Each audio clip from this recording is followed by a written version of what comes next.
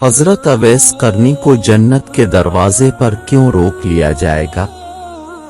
हुजूर अकरम सल्लल्लाहु अलैहि वसल्लम ने फरमाया कि जब लोग जन्नत में जा रहे हों तो अवैस करनी को जन्नत के दरवाजे पर रोक लिया जाएगा। हजरत अवैस करनी कौन है? अवैस नाम है, आमर के बेटे हैं, मुराद क़िबला है, कर्न इनकी शाख है और अमीन इनकी रहाइशगाह थी। हजरत ने माँ की हद दर्जा खिदमत की, वो आसमानों तक पहुंची। अवैस करनी हुजूर की खिदमत में हाजिर नहीं हो सके।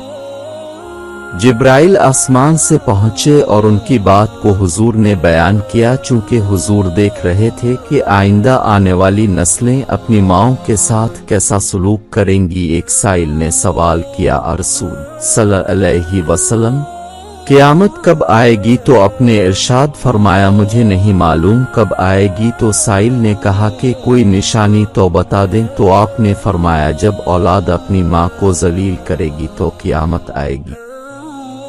हुजूर सल्लल्लाहु अलैहि वसल्लम ने हजरत उमर रज़ी अन्हु और हजरत अली रज़ी अन्हु से कहा कि तुम्हारे दौर में एक शख्स होगा जिसका नाम होगा अवैस बिन आमिर, दरमियाना कद, रंग काला, जिस्म पर एक सफेद दाग। हुजूर सल्लल्लाहु अलैहि वसल्लम ने उनका हुलिया ऐसे बयान किया जिसे सामने देख रहे हों वो आएगा। जब वो आए तो तुम दोनों ने इससे दुआ करानी है।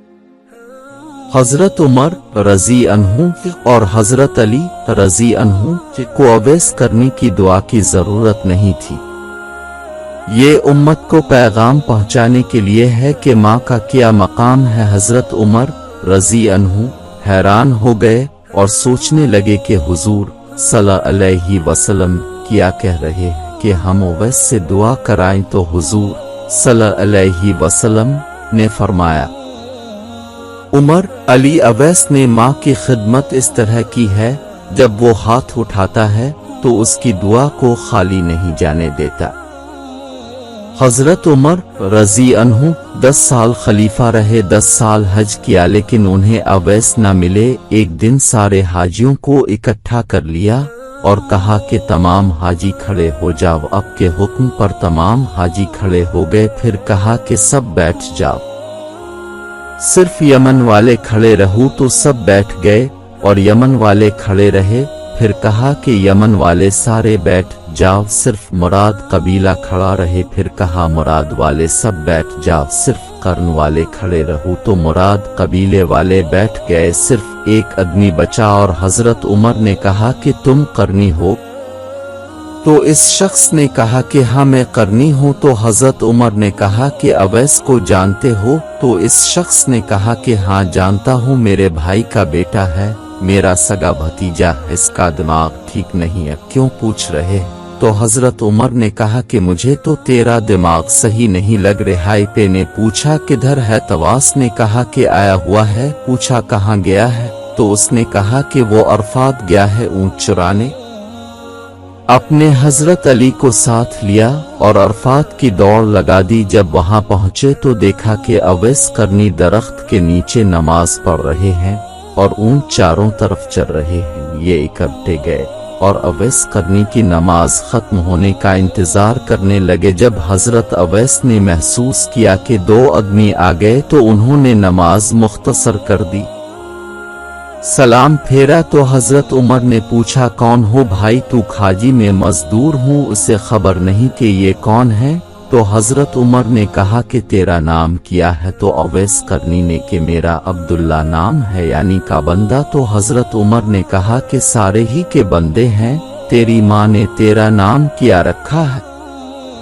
तो हजरत अवैस ने कहा कि अब कौन है? मेरा इंटरव्यू करने वाले। उनका ये कहना था कि हजरत अली ने कहा कि अवैस ये अमीरुल मोमिनीन अम्र बन खिताब हैं और मैं हूँ अली बिन अबी तालिब। हजरत अवैस का ये सुनना था कि वो कांपने लगे। कहा कि जी मैं मुआफी चाहता हूँ, मैं तो आपको पहचानता ही नहीं था, मैं तो पहली दफा आया हूँ।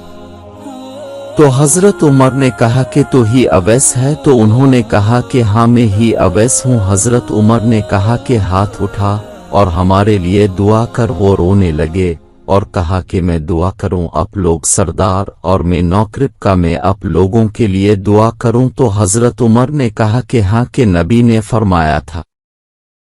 عمر اور علی جیسی ہستیوں کے لیے حضرت اویس کے ہاتھ اٹھوائے گئے، کس لیے؟ اس کے پیچھے جہاد نہیں، تبلیغ نہیں، تصوف نہیں، اس کے پیچھے ماں کی خدمت ہے۔